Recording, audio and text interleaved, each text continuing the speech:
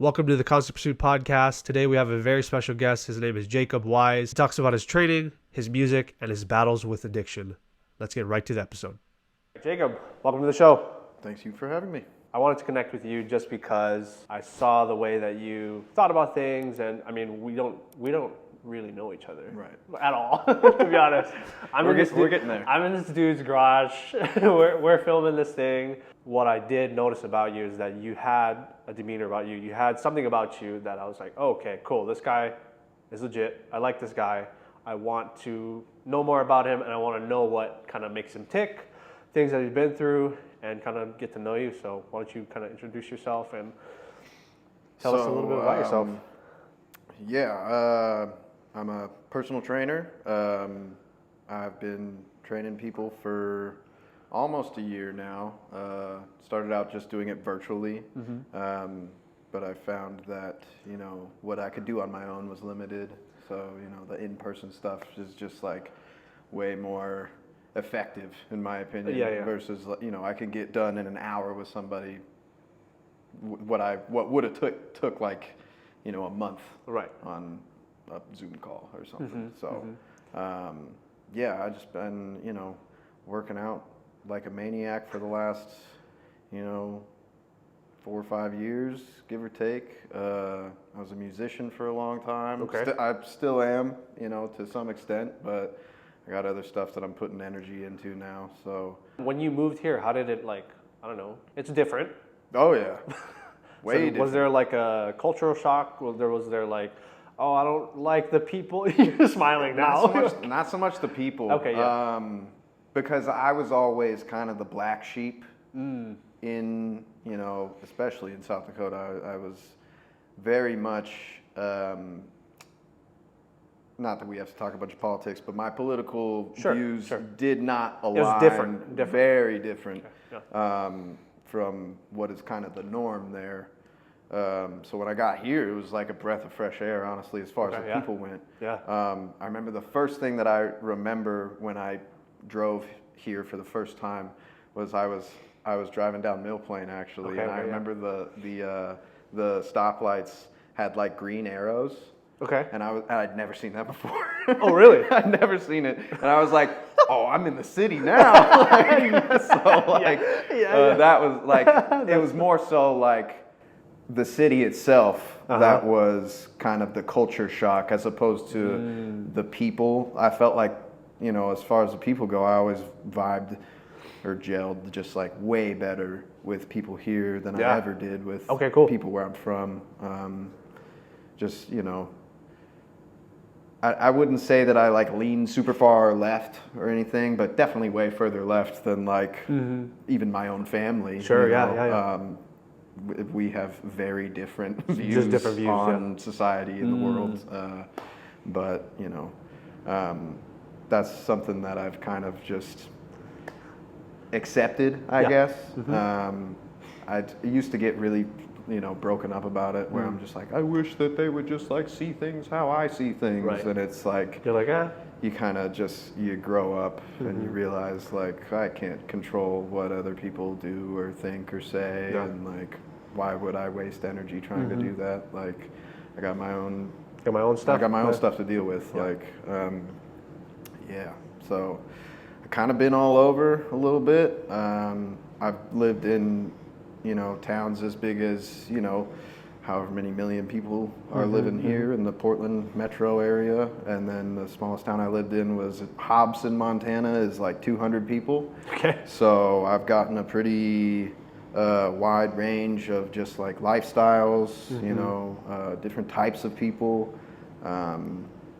It's really kind of shaped my not even necessarily worldview, but just like my view on how I kind of fit into the world, when you kind of stop looking at the world so much and you start just looking at yourself, So that's where I'm at with all that right now. Okay, cool. All right, we're going to start off with kind of like your weight training stuff.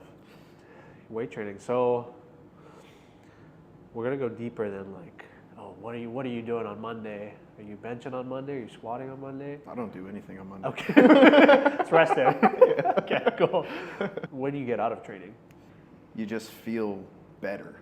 Like you feel better mentally.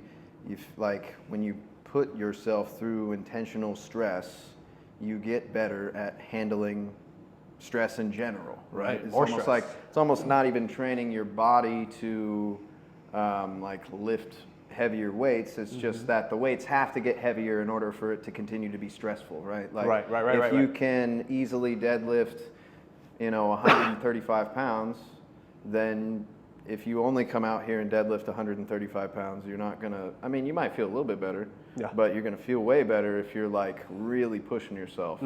And that's a learned skill for a lot of people. Like a lot of people can't just hop into the deep end and start, popping blood vessels. And like for me is what I'm just a way more laid back person if I've gotten my workout in for that day. And when I get off schedule, it's like obvious to me. Where I don't feel good. I'm thinking about how I should have lifted today and I didn't. And unless I have like a good reason, if it's like, I'm just tired or I don't really feel like it today. My body kind of hurts today. And not even like I'm injured, just like I'm a little sore, things that I could push through, but I'm just sort of choosing not to. And allowing myself to get away with it, that makes me feel terrible. So it's not even so much something that I'm running towards where I'm like, I want to be stronger, I want to be bigger, It's also like what I'm running from, almost even more, where I'm like, I don't want to be the skinny kid that I was, when I was 19. I don't want to be the weak-minded person that I was when I was 19, who was just like, every little thing that happened, it was like the end of the world, I couldn't deal with anything. And there's like a whole bunch of shit that goes into that. But bottom line, it just helps me deal with life better. I want to get big and strong, because I'm like 5'6", so I'm not going to get that big. I'm not going to get that strong in the grand scheme of things. Your genetics will kind of limit you as far as that goes. But just be the biggest, strongest version of myself, not only physically but mentally. Be the guy who can deal with stress and keep a cool head because 4 times a week you're coming out here and intentionally doing something that sucks, that is hard, that most people would never sign up to do. They won't do, And I get it. There are plenty of days where I'm like, I do not want to do it today. But as soon as I get out here and get moving, and especially when I get done, you just feel so much better. Oh my God. It's really a feeling that I haven't experienced with anything else, just putting yourself through intentional stress. And I talk about this with clients all the time, putting yourself, sticking the sword in the fire. And this is something that David Goggins talks about a lot. The more you can stick that sword in the fire and hammer away at it, the stronger the sword gets. So if you only stick your sword in the fire one time and you kind of beep, beep, beep, beep, beep, just, kind of tinker away at it, it's going to be weak as shit. And the first time you swing it, it's going to break. So if you want a strong ass sword, you got to get used to sitting in the fire a little bit. You got to be in the heat. And and it's an acquired taste. It is not something that people like right off the bat. Which is why you gotta give that little runway, right? To kind of train that. But once you're there and you realize, failure is a good thing. When you're pushing as hard as you can and things aren't moving, that's awesome. Great. We're there. This is, the whole goal is to be in this spot where I'm, benching and pushing as hard as I can, and the weight is moving at the speed of smell. You know what I mean? That is the whole, and it's an ego check the first time it happens when you go to lift something. You go to, you test your deadlift max for the first time, and going in that day that you are going to load up a weight that is not going to come off the ground. And it's a big ego check for people, and some people don't handle it very well. No. But if you can handle it and you can get comfortable with the idea that failure is not a bad thing. It's actually a good thing. And that like muscular fatigue is not a bad thing. That burn that you're feeling is actually good. The more you do it, the more your brain just starts to make those connections, and you're like, oh shit, like we're like tapping into something here. Like, and that's, you know, the better you can get at just sitting in stress and being cool about it, and just like, I'm comfortable here. I spend all day here. If I need to, I don't care. Like, it's fine. You know, I do this all the time. Like, that skill in itself is what drives progress. You know, if you, and I would say that's the thing that's lacking with most people's workouts is just intensity. You know, people are not willing to push themselves to the point of like, you know, like last week I was doing deadlifts, and I think I did like, you know, 365 for 3, which is like nothing special, but I broke a bunch of blood vessels in my neck. Oh yeah. And when I walked inside, my girlfriend was like, "You deadlift today?" And I was like, "Yeah." How'd you like? And getting to the point where your form is not breaking down, but you are still pushing yourself to the point where your body is like, if you did another one, like, you're done. Who knows what would happen? But you have to be able, like, willing to flirt with that line. Yeah. And that is what most people are unwilling to do. A lot of people, you know, and getting in the gym is hard enough as it is, but I mean, that's the first step though. Like, exactly. When we're doing when we want to improve in, let's just say, our weightlifting, our training and all that stuff, like that's, if we can just get past that little like, I don't want to go to the gym. I want to sit on the couch. I want to watch TV. I want to watch Netflix. I want to lie in my bed. If we can just get past that like little thought, push it aside and be like, okay, I'm just going to go to the gym. I'm just going to go exercise. I'm going to go do whatever that, you know, kind of sucks in a sense, right? I think we find ourselves at like a standstill. Like if we cannot bypass or get past that little hump in the road, like, and then after that, to be honest, I feel like it gets easier.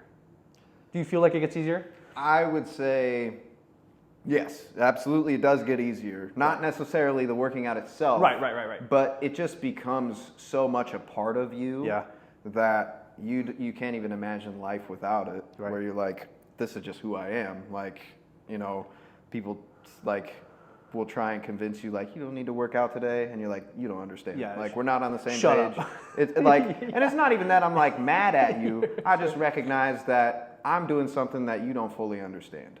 And like maybe one day you will, you know, you come work out with me. I'll show you. But like, it's, you know, that learned skill of like, you know, when you first start working out, it's usually, you know, maybe you don't like yourself very much, which is for a lot of people, that's where it starts. But over time, you start to realize that it's not about hating yourself when you come out here. It's actually like the highest form of self-love that you can ever probably, you know, give to yourself. Physically do, yeah. I agree with that. I talk about, you know, there's a theory out there called spoon theory, where, you know, you have like so many spoons to give to the day. You know, some people have more spoons than others. And, you know, some people view exercise as giving away spoons. Okay. I do not view exercise that way. I see exercise as like gathering spoons, where I'm like, I have a whole arsenal of spoons because I've been doing this shit for, you know, and not even that long in the grand scheme of things. Like 5 years is not that much time. Like, but in that 5 years, you know, I have more energy now than I did at like, you know, 19, 20, when you're supposed to be like as energetic as you get, right? So I don't see it as like, oh, I'm out here like expending energy, and after I get done, I have nothing left to give. Like, I feel way better after I work out than anything. Right. And that also has to do with like, you know, when I first started, I was very like gung-ho, and like if I wasn't doing 5 sets of everything, it was like fucking bullshit, and I needed to like kill myself in order for the workout to mean anything. And now I do like, you know, maybe 3 sets of the big compound movement for the day, and then like 2 sets of everything else. And that's plenty. And it works out. And it's fine. And I recover way better now. I have way more energy. I, am still getting out and doing physical activities on those days when I don't work out. Whereas like before, I was just burnt. Like, nope. And I wanted to be, and I feel like I kind of needed it in a way. Yeah. I was a smoker for a long time. Okay. So I smoked like a pack of cigarettes for like 10 years. Wow. Okay. So like starting at like 14, 15 years old, and then up until like 23, 24. You don't smoke anymore? No, fuck no. That's awesome. That's sweet. So, and we kind of like go even back further. Yeah. When I was 13, my dad was diagnosed with cancer. And it was really super rare. It's called neuroendocrine carcinoma. It's like 2,000 cases a year. Wow. Super fast acting. So because it's so rare and it's so fast acting, they don't really know shit about it. They don't really know how to do anything for you except for like pump you full of chemo and see if it works. And most of the time it doesn't. Right. So he was diagnosed in, I want to say August of, would have been 2009. And he died November 13th of that same year. So after that, I was in, I call it a fugue state. Like, I didn't really see the point in doing anything. Yeah. And right after he passed away, that next year we moved to South Dakota. Me, my mom, and my stepdad. And so it was just like this huge shift of like life was completely different. And I just started to like, I was simultaneously trying to do the things that I thought I was supposed to do. I was doing JROTC, getting ready for the Air Force. I joined the football team. I weighed like 110 pounds. I was getting destroyed every practice. Sure. And I just thought that I was like, I just think that's what I'm supposed to do. And I didn't feel like I had anybody to like tell me any different. Yeah.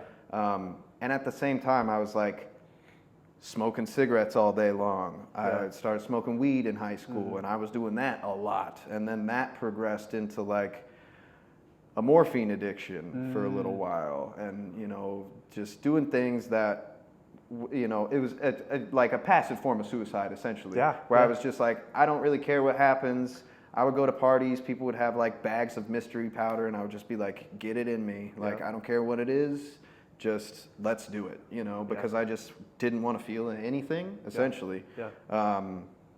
And when I moved out here, it's funny, but I started doing a lot of acid. And I had some really, really powerful experiences on that. And I can recall one specifically where I was on my back porch, smoking a cigarette, just tripping balls. Yeah. And I had this vision, not necessarily that like I could see it, but it was just like this feeling that I could really, really feel. And I was like really, really gone. But I just had this vision of this pendulum on my head where it was like swinging out and then coming back and just like smacking me right in the face. And it'd swing out and it'd smack me right in the face. And I was realizing that what I was putting out into the world was directly coming back and affecting me and pretty much nobody else. Like, we are essentially not even blips on the radar for the most part. You're like a speck of dust in the nothing that is the universe. But just that vision, and I had the cigarette in my hand, I was like, I am killing myself right now. Yeah. Why am I doing that? Like, and I stopped seeing life, literally in that moment, as this thing that I had to do. I'd really viewed life as like kind of a chore. I was like, man, like, I don't really want to be here, but I don't really have the balls to like to do something about it. And so I was just kind of like in this sort of limbo, right? Where I was just like, like whatever, we'll work this shitty job, we'll fucking, do a bunch of drugs, try and feel as good as we can, and then we'll die one day and it'll all be over. And I just started realizing like, damn, like if I'm gonna be here, I might as well like try and make it as good as I can. And it really flipped a fucking switch for me. Like, I quit smoking cigarettes that like night. Awesome. I did, and it was funny because I talk about like the universe like lining up how it's supposed to. The next day I woke up and I had strep throat.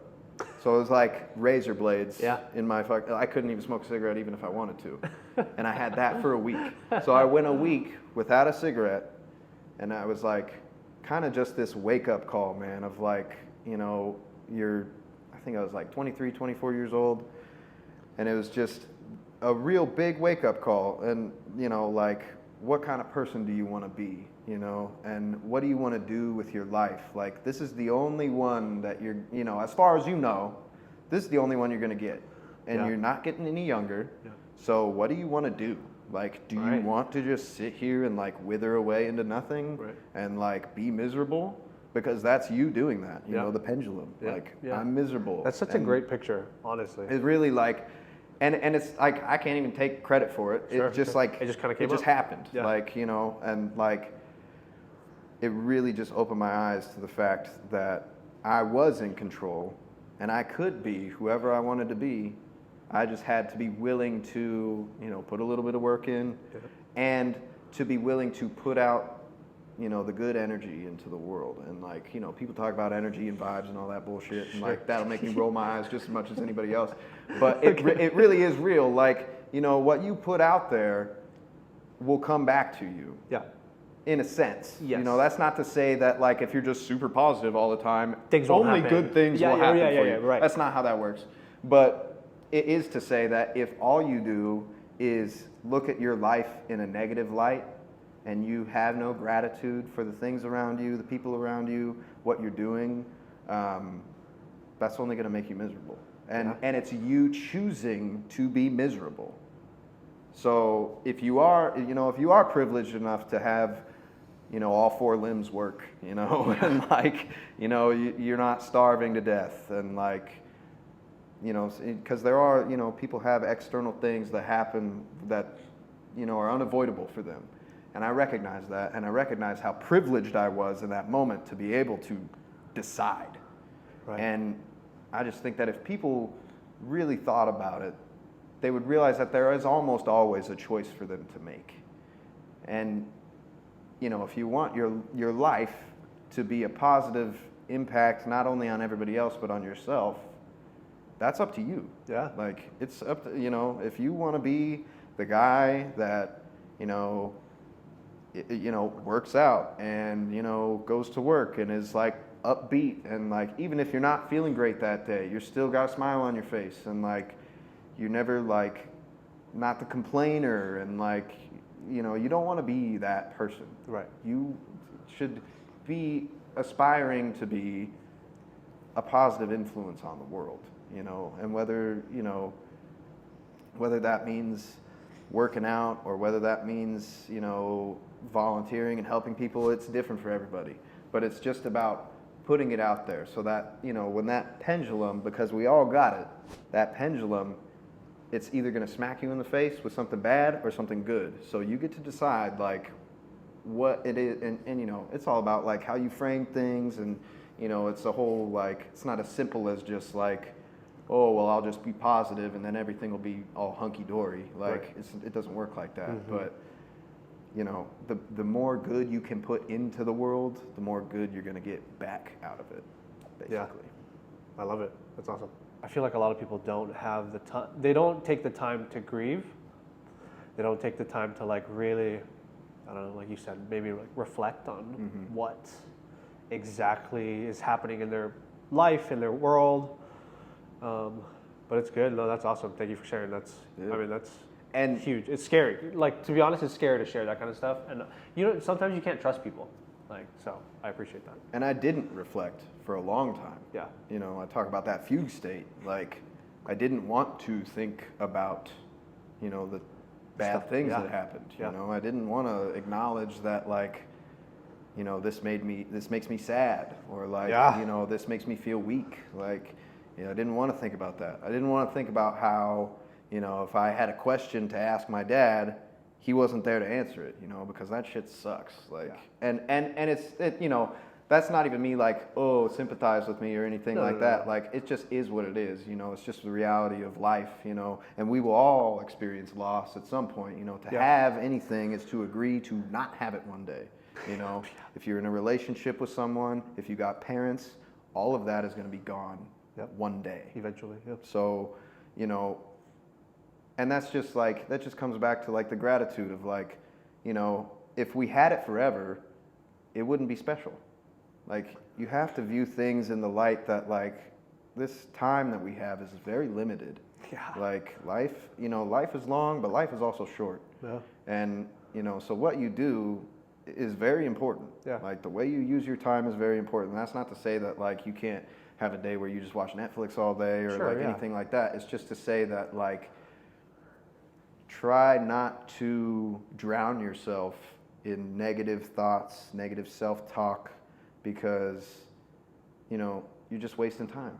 Like, you know, like, you're not getting any younger. Nobody has a time machine for you. So, like, and this is like, you know, when people are like, oh, well, I'll start working out when I have, like, more time, or like, I hate that. Well, that is the number one excuse that I hate. That just frustrates me. It's just like, it's just not, just say what it is. It's not a priority. That's it. You can tell me that. Cool. Because everybody got a half hour. You got 5 minutes. Exactly. And it really doesn't take a whole lot. Like, and it's a snowball effect. Like, if you can commit 15 minutes, you're going to, like, that 15 minutes is going to turn into 20. That 20 is going to turn into 30. 30 is going to turn into an hour. And before you know it, you're going to be a totally different person. And 100%. You're going to be the person that you wanted to be when you were saying, I don't have time. You know what I mean? Yeah. And it's like, and it's funny, one of my clients told me this.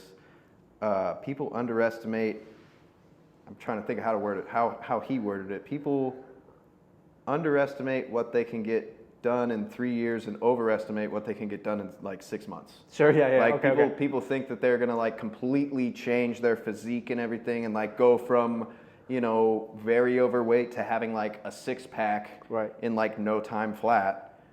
But they're afraid to commit 3 years to something. But it's just like, if you could do that, you would be exactly who you wanted to be. Yeah. Like, and it's a lifelong pursuit anyways. Yep. So like, just get started. Why like, not? Who cares what you look like now? Nobody cares. Nobody's paying attention to you. Yep. Exactly. Nobody in the gym. They're all in their own head with their headphones on, paying attention to what they're doing. They don't care what you're doing. Unless they're spotting you, in which case they should be caring what you're doing. Like, so, you know, outside of that, like, you know, you're on your own path. Nobody's going to walk it for you. Yep. You know, you got to be willing to, like, take the machete to the weeds is how I like to think about it, you know. It's a good way to put it. Yeah, no, I think that, like, a lot of people get just caught up in, like, oh, I'm scared to do this, or I don't want to do this because of whatever reason. Somebody's looking at me funny. Oh, I don't want them to look at me funny. I don't want them to judge me. Who cares? Right. Literally, who cares? That's not to like invalidate, you know, anybody's feelings. Of course like, not. You know, obviously, people are judgmental, like inherently. 100%. Like, you know, the first thing that you do when you meet someone, whether you realize that it's happening or not, you judge them. You judge them. Yep. Because we're flawed. Yep. Nobody's perfect. Yep. So like, you're gonna. You know, your first thought size is gonna, them up in some way. Like, could I beat this guy in a fight? Exactly. You know, like all that bullshit. Like, and that's just ego. And it's good to have ego. People always like, I did peyote in you know so and so country, and I had an ego death. And I just want to be like, you fucking didn't. Like, not if you say it. You're saying that. Like nobody. Exactly. Like, and it's not something that you should be afraid of. Like ego is a good thing. It keeps you alive. Oh, like, yeah. In a big way, you know, and it keeps you striving to become a better person, right? Because if you didn't have any ego, you would just be comfortable, like you'd be okay, like withering away, like you wouldn't care because you're just like, I'm just cosmic dust, and like, you know what I mean? Yeah. Like, so don't run away from your ego. Don't try to kill your ego. Try to make friends with it, right? Try to make friends with it, and you know, some people got to get that shit under control, but like, right, for sure. It's way better to accept that it is part of you and that it's a necessary part of you than to try and convince yourself that oh, I killed my ego. I don't have that. Like, I'm so, I'm vibrating, levitating above everyone else. Like, that's bullshit. Yeah, like, no. everybody has ego no matter how much acid you've done. Trust me, I've done a fuck ton of it. Like, like literally to the point where I'm seeing like confetti cartoon characters explode in my head. Yeah. Like, that's crazy. Like, yeah, it's really nuts. It's really fun. I don't do it anymore. We don't condone that here. No. This is my only.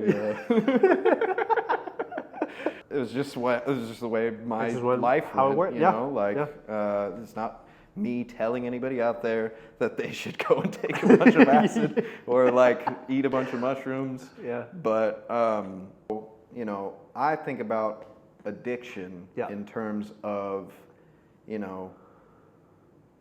are you doing it to the point that if you wanted to stop, you couldn't? Yep. And are you doing it even while you would be better off without it? And I've done this with, multiple substances over my lifetime where, while you're ingesting whatever it is, you're like, I should not be doing this right now. Like, and if you are continuing to do it, even with that thought in your head, you're addicted to it. That is a very clear sign that you need to like put it down. If you can't, you need to look for help. Like, because it is literally your brain is telling you like, hey, we need to stop doing this. Yeah. And at the same time, it's like, but keep doing them. Yeah. But don't stop though. So if you start feeling like those type of, my mom always used to say, everything in moderation. If you can control yourself enough where, maybe you only smoke a little bit of weed at night to help you go to sleep. Sure. And that's as far as it goes, more power to you. Like, right. I'm not going to necessarily tell you, like, if someone does that, I'm not going to be like, oh yeah, you have to stop. Like, I'm not going to, it's your life. You do whatever. But what I will and would want to say to them is that, like, if it's holding you back from anything, if it's causing you to, I don't know, if it's doing something negative in your life and it's doing that, that's the hard part right there. Like, but you're maybe not willing to almost like accept it, I guess. When you live in small towns where there's not a whole lot going on, people often turn to substances of, whatever kind. Yeah. To just kind of like, that's the thing that there is to do, like, what are we going to do on Friday night? There's not a whole lot out there. Yeah. So like, let's get high, And like, it sounds great when you're young and, you don't really see the consequences of things, and you think that you think you're immortal, and you don't really, or you're like me and you just didn't give a shit. Right. You're like, I'm gonna die. Right, if it happens tomorrow, great. And especially too now with like everything's got fentanyl in it and stuff. Like, I consider myself very lucky because I was the type of person who was just like, go for it. I didn't even ask any questions. I don't care where it comes from. Cool. Like, people say they got it, let's do it. Like, and just to think that was me, and now I'm like the complete 180 now. Yeah, which like, is amazing. It's almost hard to imagine even being that person. Yeah, but you got there because you went through all that, which is huge, and I think that's awesome. That's insane. Not a lot of people can do that. Like, they either end up doing the drugs, taking the drugs, and then dying to the drugs, or they miraculously come out of this thing and turn their life around. And I mean, that's awesome. That's crazy. I don't know. I have a very addictive personality too, and I don't know where I would be if I were in your shoes and did the same exact thing that you did. And so that's huge. That's like, bravo to you, to be honest. I've definitely seen it go the other way. Yeah. Plenty of times. A lot of friends who, aren't with us anymore. Yeah. And that's just the way it goes, when you're playing around with that stuff, it's unforgiving. doesn't care what your past is. It has no sympathy for you. It, it serves one purpose, and that is to make you feel good until it doesn't. Yeah. And when it doesn't, it really doesn't. It's not, and man, like I cannot stress enough to anybody listening right now, like, do not fuck with that shit. Like, it is such a waste of time. There's so much better ways to spend your time. Not even just working out. Like, working out is, nil. Go find a hobby. Like, find a hobby. Do anything. Do anything with your life. Contribute to the world in some way. It'll make you feel so much better. And, that's really like, I take all my, horrible experiences and just try and boil it down to that. Like, try to just do good to the world, and good to yourself. Yeah. And through doing good to yourself, you will do good for the world. Right. Like, just be the best version of you. Like, I love it. It's as simple as that. Yeah. Would you consider yourself a rapper? I would. Okay. Yeah. People like kind of pull back when you tell them, because like everybody's got a friend that like raps, and they're like, "Let me show you my music, bro." Yeah. And you listen to it, and it's like maybe the worst thing you've ever heard. Here's my SoundCloud, bro. My ears are literally bleeding right now. So I totally understand when you're like, I even say it with a little bit of like, I rap. Like, do you like the term rapper better or like artist better? I'm assuming artist. Right? I don't get hung up on stuff like that. Like I definitely used to. Okay, like, yeah. I used to have like a real big head about stuff and thinking that my fucking, I was like the greatest, or which is hilarious. It's funny when you realize like, oh. Wow. Yeah, like you're not at all. Like, and that's fine. That's good that you're not. Like, you shouldn't be trying to be that. Like, but yeah, definitely in my younger, especially when I first started, I had like, this supreme ego about it, where I was just trying to prove myself to everybody. Of course. I wanted to be like, I felt like the skill that I had in life was being clever. Okay, sure. And I wanted to convey that in like the most powerful way that I could, so that nobody could tell me that I wasn't like smart. Sure. I wanted to impress everybody. Yeah. And so like people would say like, "Oh, you rap," and I'd be like rapping is for babies. Like, rapping is for children. Like, what I do is far beyond what rapping is. Okay, like, yeah. But anymore, like, I don't get hung up on stuff like that. I make music. Some people like it, some people don't. Yeah, sure. And it's just as simple as that. If you like the way it sounds, great. If you don't, not, whatever. Cool. I kind of want to talk about, we were talking about your rapping career. Yeah. Career. I like that. I like the sound of that. That's nice. But like, so I was listening to some of your music again, because I think you're actually not terrible. Thank you. Which is great. I appreciate it. Because there's a lot of really bad stuff. There is. Out there. You kind of win by default if you're like any good. You're like, okay. You're like, damn, I can actually listen to this. Wow. That was good though. No, honestly. Do you have like a favorite song? Or you have like, what's your most like meaningful song? I know we kind of touched on that like a little bit. I mean, stuff I sent you. But of course, the most meaningful stuff to me is stuff that is unreleased right now. Okay, that's fair. So out of the stuff that's been released, I mean, Taxes is it's a very like, close to the heart type of song for me. Yeah, I was about to say. I touch on a lot of things in that song that I was honestly afraid to write about for a long time, because I didn't want to be vulnerable like that. MF Doom and these guys that are just almost not even people. Like they're like just figures, and I wanted to be that.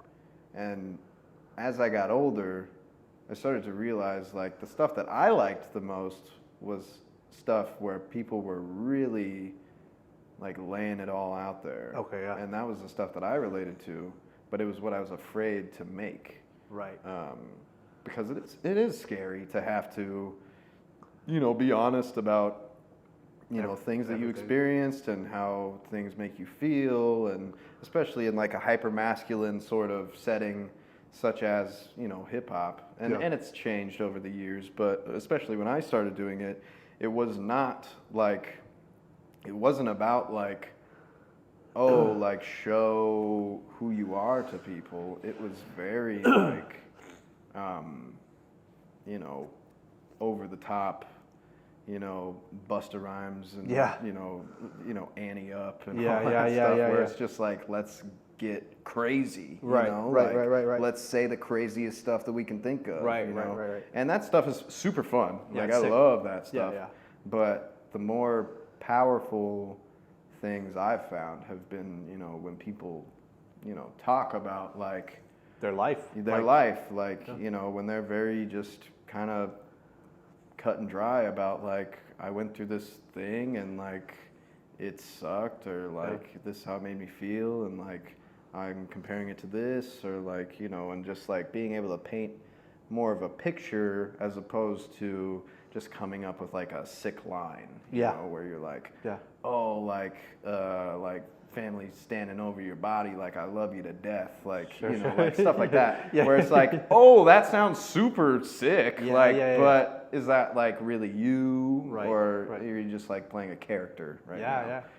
And it, it's not to say that I don't like that stuff. I think that stuff is super awesome and it's artistic in its own way, but for me, it started to evolve into the more, painting a picture and setting a scene, and, the whole song being like an idea that I wanted to like convey. With Taxes, it's, about life not always being so hunky-dory, and that, you have to go through things in order to grow as a person. And without those things, you will not grow as a person, more than likely. And I talk a lot about like my relationship with God, and like, it's been really up and down. Like when I was a kid, we would always go to church every Sunday, and like, after my dad died, obviously, like I started to question everything. Like I just started looking through things through like a really critical, to the point of being jaded, sort of lens, where I was like, oh, anybody who believes in that is like a fucking idiot, and like, like I can't, there's no evidence, and and like, all that stuff, and like thinking that I was like super smart for like, figuring out that like, this thing or whatever, and, kind of growing over the years of like, I don't go to church, but I do think that there is something out there, whether you want to call it God or energy or the universe or fucking, you can put a million different names to it. But, just the fact that I don't think that it's all random. I don't think that we're just here by chance, and that like everything happens for absolutely no reason at all, and we're just like floating through it, and stuff just kind of bumps into each other, and we end up with this, I just have grown into like thinking like, okay, I can never be like 100% sure of anything, you know?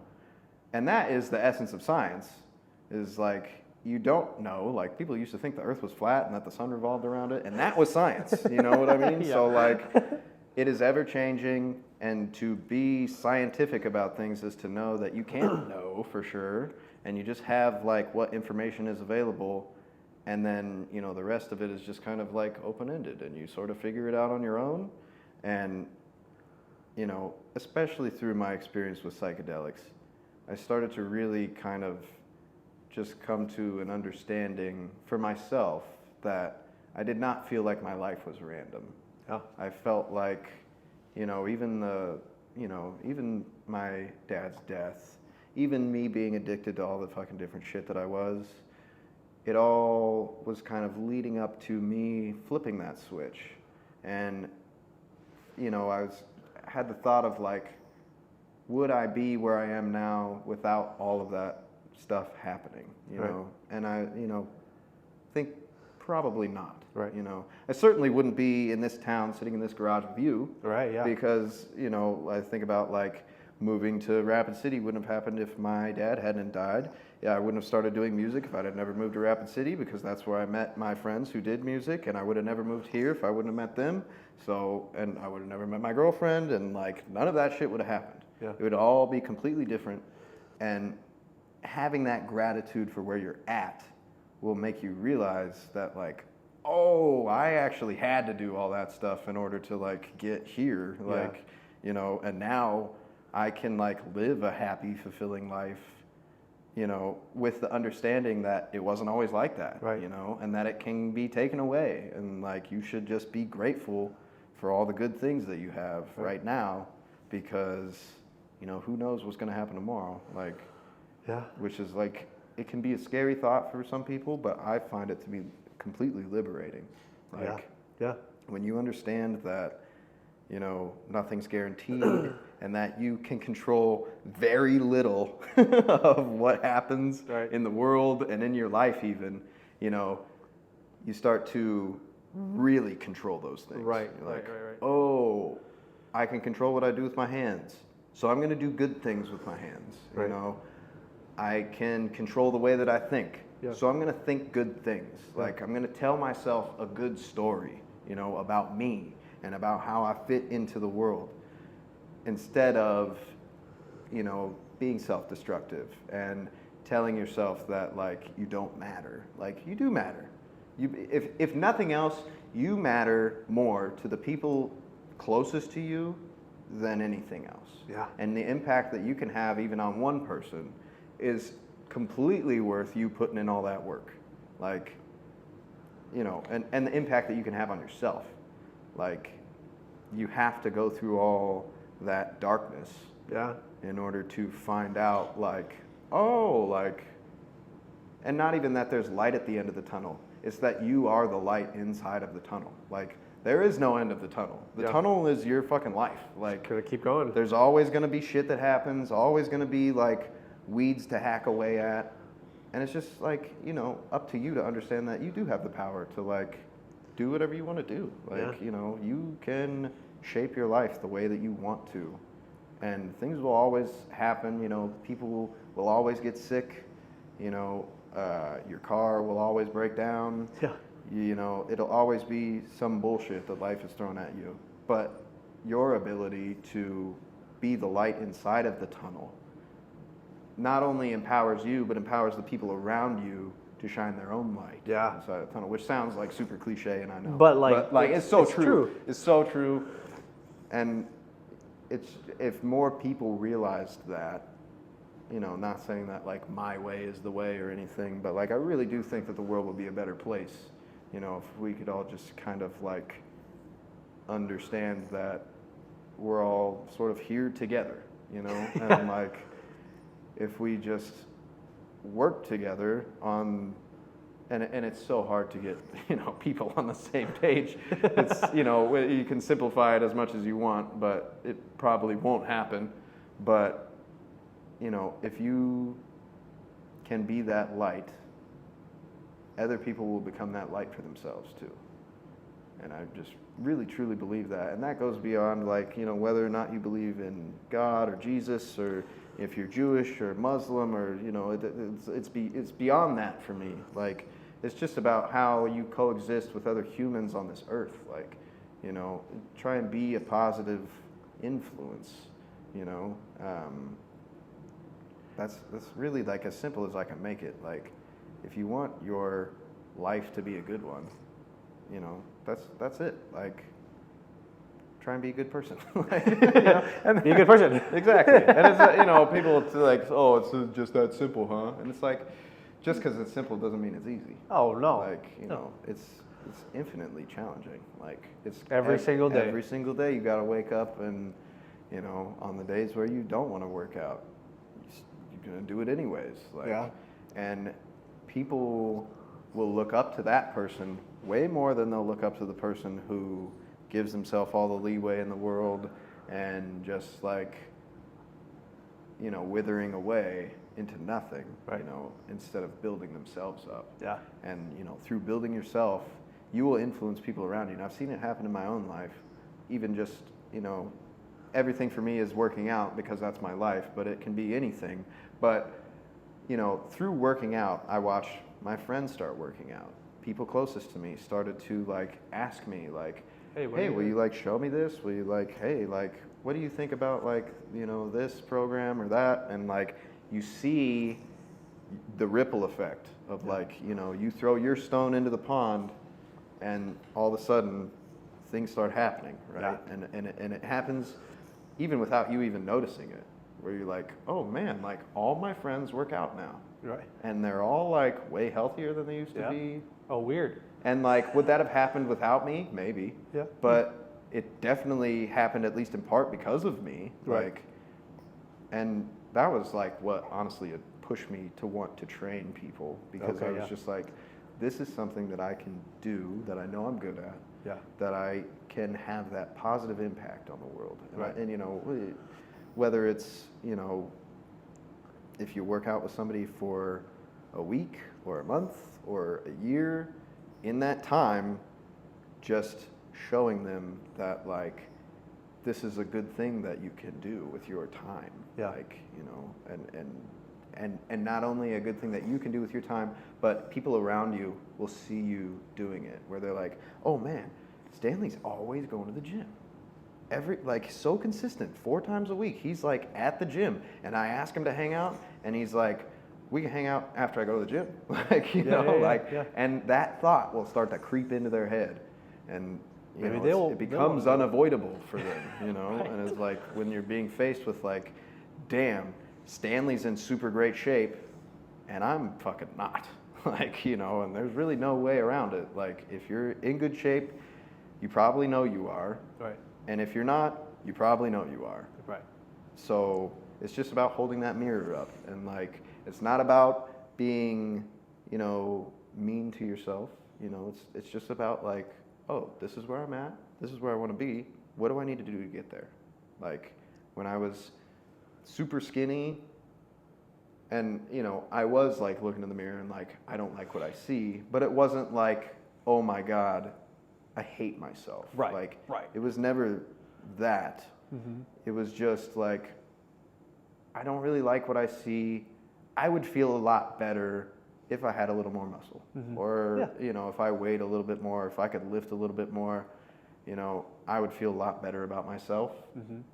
And you know, just go from there. Like, the steps that you can take are super clear, laid out. Like, millions of people have done this shit, like running programs like 5-3-1 or like, you know, you can do 5x5. Like, it's super effective. That's why everybody runs it. Like, you know, so, you know, to say that people are like, well, I don't know how to get started.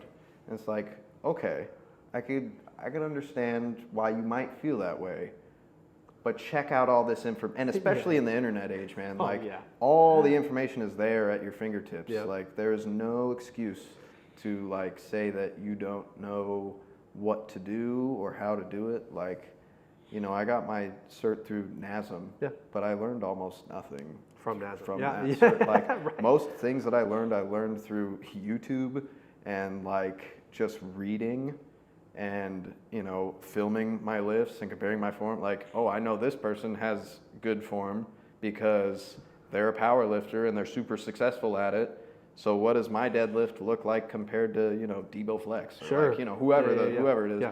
And like, okay, I need to like fix this. And, you know, being aware of what your body is doing. Some people are better at that than others. But just having the drive to change your circumstances and understanding that you do have all the tools at your disposal. You know, you can go get a membership to LA Fitness or Planet Fitness if that's what's available to you, and you can make progress. Yes. If you are willing to push yourself, if you're willing to put the work in, if you're willing to do research, you know, this isn't me saying like don't get a trainer because I'm a trainer. Like, yeah. Come train with me. Come train with me. but like, you know, what I tell a lot of my clients is like, my goal for you is that one day you're not going to need me.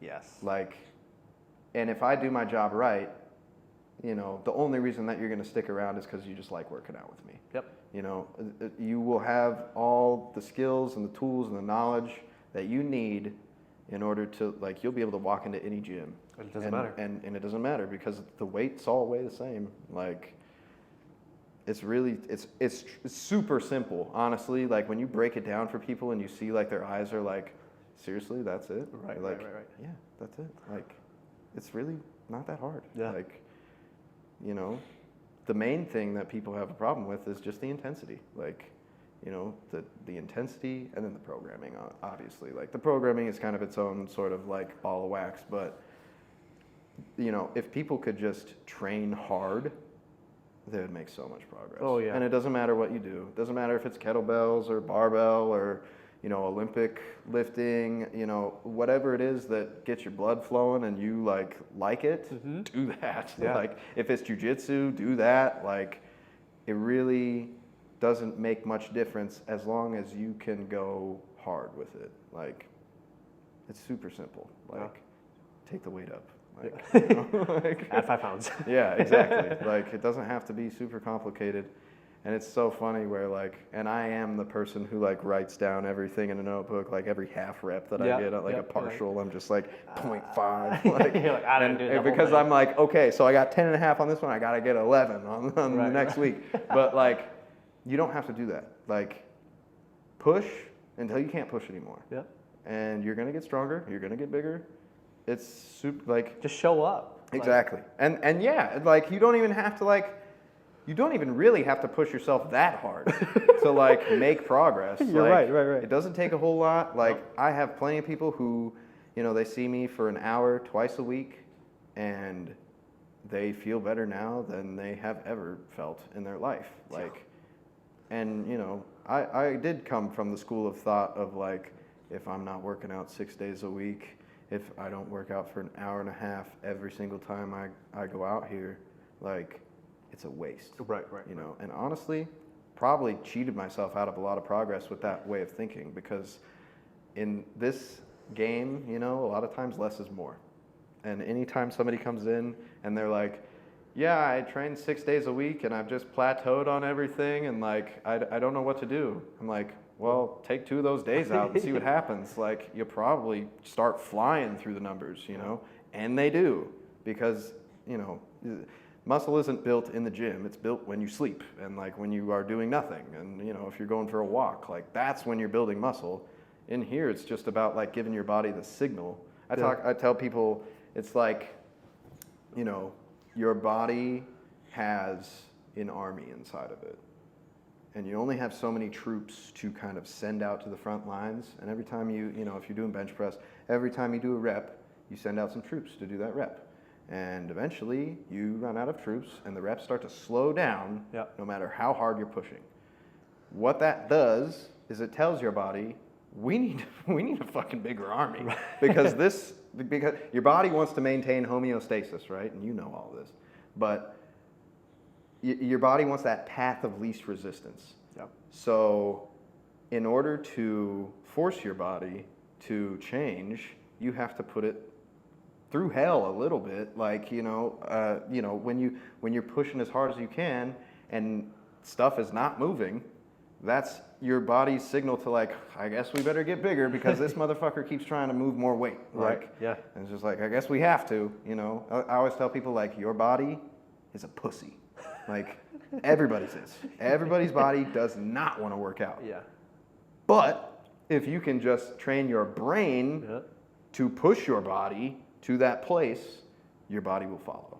And it has no choice. It is dictated by, like, science and just, like, biology. Like, it's as simple as that. Like, if you get to that point where, you know, there are no more reinforcements coming to help you, your body's like, I guess we better get some more fucking help. Like, and that's muscle. Yeah. And that's, like, the simplest way that I can, like, break it down for people, you know.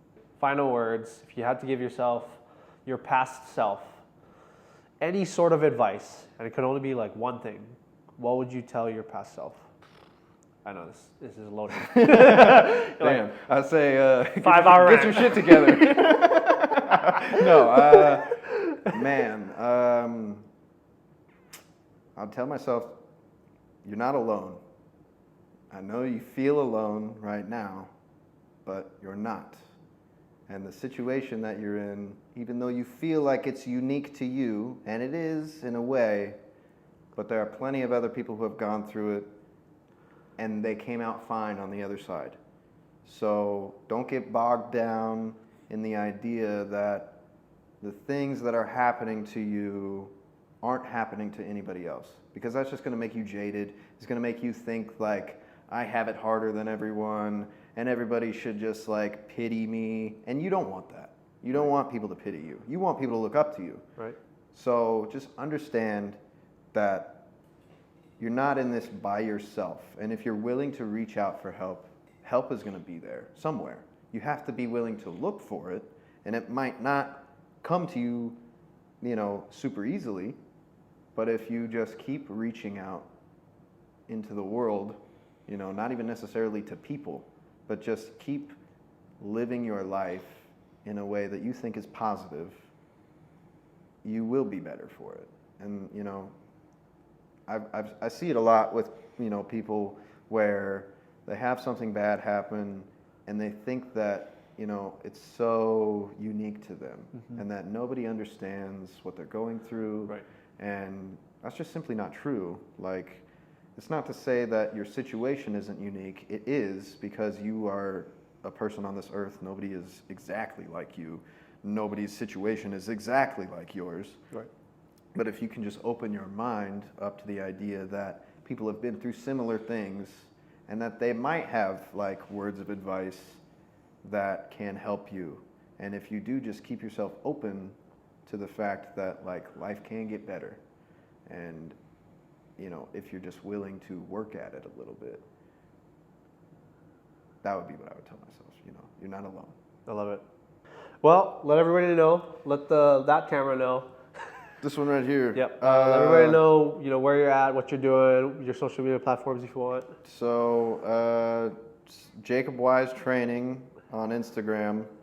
That's probably the main one if you want to like get in touch with me. You want to train with him? About anything. Yeah, if you want to come train with me, message me. We'll figure stuff out. Yeah, that's pretty much it.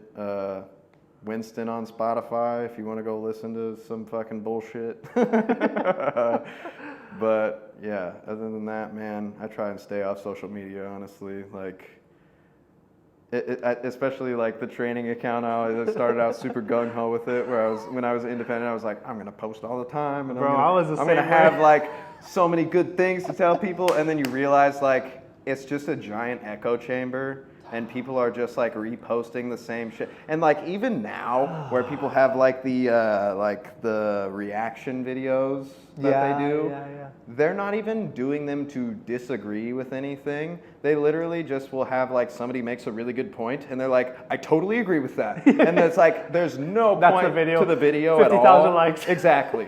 And it's just this like content machine, and I just really started to hate that. So I don't post on there a whole bunch anymore, but I do check messages. So like if people want to message me, I don't have like a bazillion followers or anything, so like I'll see it. Trust me. Thank you so much for watching the Concept Pursuit podcast. If you want to follow us here on YouTube, make sure to subscribe for monthly videos. If you want to see more episodes like this, we have an audio version that comes out much more often than the YouTube version. You can follow us on Spotify, Apple Podcasts, Google Podcasts, Amazon Music, and Audible. Thank you so much for watching this episode. We will see you in the next one. Keep improving. Peace out.